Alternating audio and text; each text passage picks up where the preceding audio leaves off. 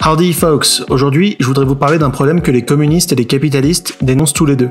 Bon, bien entendu, l'un accuse l'autre d'en être la cause, mais il s'agit selon moi du même problème qui gangrène les institutions de l'Occident, le crony-capitalisme. Vous êtes sur The American Dream et regardez Trigger Warning, l'émission d'opinion de la chaîne. Avant de passer à la suite, n'oubliez pas de vous inscrire à notre live YouTube qui aura lieu le 3 novembre 2020 à 21h. Nous couvrirons ensemble la nuit électorale américaine et vous trouverez un lien vers ce live en description. Cliquez bien sur définir un rappel pour être notifié. Je vous promets que ce sera bien mieux et bien plus interactif que sur BFM ou toutes les autres chaînes sponsorisées par le Parti démocrate. Bien sûr, si vous venez du futur et que l'élection est déjà arrivée, allez quand même liker la vidéo maintenant que je vous ai sorti du plein écran. Allez, c'est parti. Aujourd'hui, on va parler de crony-capitalisme. Littéralement, ça veut dire le capitalisme entre potes, le capitalisme de copinage, aussi appelé le capitalisme de connivence. Afin qu'on soit tous d'accord sur ce dont je parle, je vais définir ce que j'entends par le capitalisme. Le capitalisme est un système économique qui repose sur la privatisation des moyens de production. Les biens et le travail sont échangés sur un marché libre, le fameux free market, dans lequel tous les acteurs sont en compétition. Ce système repose fondamentalement sur la notion de libre arbitre. Si je souhaite vendre quelque chose, il y a alors un prix en dessous duquel je ne souhaite plus vendre, parce que ce serait plus rentable.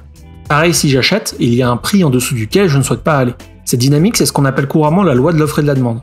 Ici, je parle de biens, mais c'est exactement pareil pour le travail. Ma valeur sur le marché du travail dépend de mes compétences, mais surtout de la rareté de mes compétences.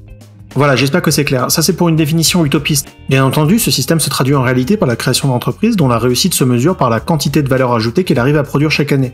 Donc des dollars, des euros, des billets verts, du fric, quoi. Mais ici, on va rester théorique. Donc maintenant, je vais définir le communisme théorique. C'est donc un système économique dans lequel les moyens de production et les biens appartiennent à une communauté et sont mis à disposition de chacun. Ce système présuppose que la communauté est suffisamment homogène et accommodante pour que la redistribution des biens soit équitable.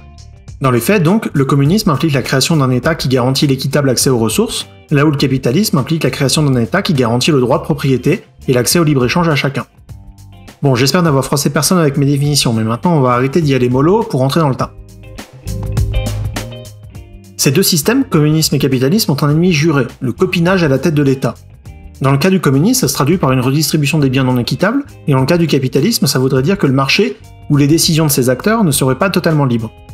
Dans la vraie vie véritable, on observe bien ces deux situations. Dans les pays communistes ou fortement socialistes, l'État surpuissant censé garantir plus d'égalité en redistribuant les biens, entretient en fait une classe politique privilégiée qui s'assure des rentes et sécurise le destin financier d'une poignée d'individus. A l'inverse, dans les pays où le free market est la norme, des lobbies corrompent les gouvernements pour à leur tour obtenir ces mêmes rentes et monopoles. On peut bien sûr également voir un mélange des deux. Ce problème a un nom, c'est le crony-capitalisme.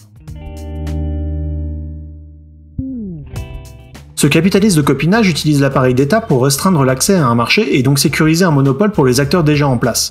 Pensez aux notaires en France, aux pharmacies dont le nombre par habitant est limité par la loi, aux auto-écoles dont le lobby a rendu presque impossible le passage du permis en candidat libre. Aux États-Unis, les choses sont un peu mieux qu'en France en ce qui concerne les services aux consommateurs, mais on retrouve quand même quelques lois protégeant certains marchés. Par exemple, au Texas, mais aussi dans 9 autres États, un fabricant automobile ne peut pas gérer ses propres concessions.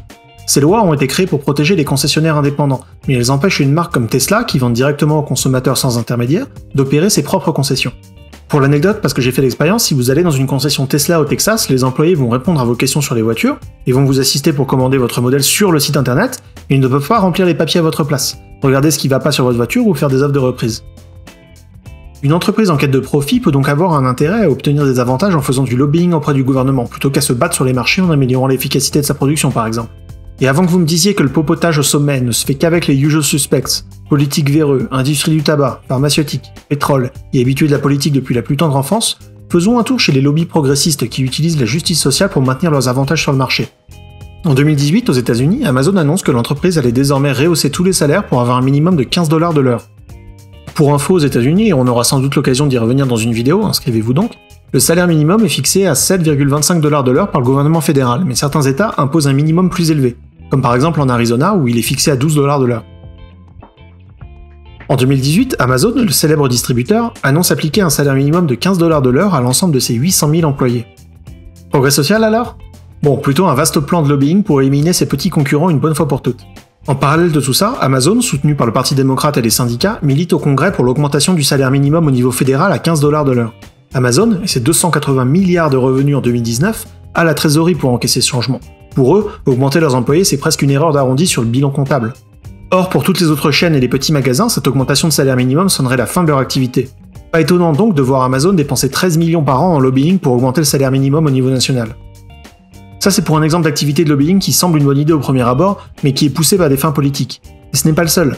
Pensez à l'industrie du bio en France et de toute l'industrie de l'énergie verte. Cette corruption des gouvernements n'est possible que parce que l'État en a le pouvoir. Si le pouvoir du gouvernement était limité, alors il n'aurait pas les moyens de céder aux lobbies et aux caprices d'une minorité puissante. Imaginez un pays où le budget du gouvernement est extrêmement limité parce qu'il se concentrerait sur ses fonctions régaliennes, c'est-à-dire un État uniquement responsable de la police, justice, armée et diplomatie.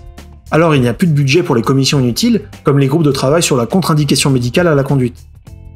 Si l'État n'a pas de moyens, alors il n'y a plus d'intérêt à essayer de le corrompre. Si l'État ne s'occupe pas de la sécurité sociale, alors nos impôts ne sont pas à la merci des lobbyistes de Big Pharma.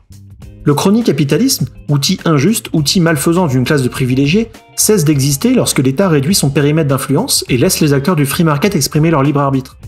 En France, le Parti libéral défend un programme qui n'a malheureusement aucun représentant lors des élections. Je vous invite quand même à aller voir leur site web et vous y découvrirez les idées communes aux libertariens du monde entier. Le Parti libéral français et les libertariens en général défendent une société dont le seul rôle du gouvernement est d'assurer ses fonctions régaliennes et de défendre les libertés individuelles. Aux États-Unis, il existe un parti libertarien qui présente d'ailleurs des candidats lors de l'élection de 2020. Après, comme on l'a vu dans notre vidéo sur les partis aux États-Unis, il est compliqué pour un troisième parti d'exister aux US en ce moment. À choisir entre les partis démocrates et républicains, le parti républicain est bien entendu celui dont les idées intersectent le plus avec celui du parti libertarien. En début de vidéo, j'ai dit que la connivence au niveau de l'État était autant l'ennemi des communistes que des capitalistes. J'ai aussi dit que les deux accusaient l'autre d'en être le responsable. En effet, les capitalistes accusent les socialo-communistes de détruire le free market en augmentant les pouvoirs du gouvernement, et les communistes accusent les capitalistes de maintenir une classe d'élite à la tête de l'État et des grandes entreprises. Le problème avec le communisme, c'est qu'il ne peut pas exister sans État. L'État doit être fort et avoir les moyens de gérer les capacités de production mises en commun, et aussi d'organiser la redistribution des richesses. Puisque cet État doit être fort par définition, il a les moyens qui attirent la corruption. Ce qui fait qu'il faut présupposer une bienveillance absolue de la part de ses membres afin de toujours avoir une redistribution équitable. Bien entendu, on voit ce que ça donne dans tous les chitolo-communistes, l'URSS en tête. Le communisme se transforme systématiquement en État totalitaire, ce qui semble corroborer l'idée que plus l'État est grand, plus il attire la corruption et plus il invite au totalitarisme. Pour conclure, là où un État libertarien pro-capitaliste peut éviter le chronicapitalisme, un État communiste ne peut l'éviter que si l'ensemble de ses membres est d'une bonne foi absolue. La solution à plus d'égalité serait-elle alors une réduction de la taille de l'État ? Je le pense. Allez maintenant soutenir les mouvements libertariens autour de vous. Merci d'avoir suivi la vidéo. Je voulais faire une vidéo d'introduction aux idées libertariennes. Beaucoup de gens se comparent entre gauche et droite, mais je pense qu'il serait plus juste de voir les choses en deux dimensions, avec un axe gauche-droite et aussi libertarien totalitaire. Le site Political Compass propose un test en ligne pour savoir où vous vous trouvez sur ce graphe. J'ai laissé un lien en description. Bien entendu, il n'y a pas besoin de s'inscrire ou de créer un compte ou quoi que ce soit d'autre. Bon, c'est en anglais, et j'ai laissé dans le premier commentaire mes résultats pour ce test. N'hésitez pas à partager les vôtres également. Vous êtes sur The American Dream, God bless America.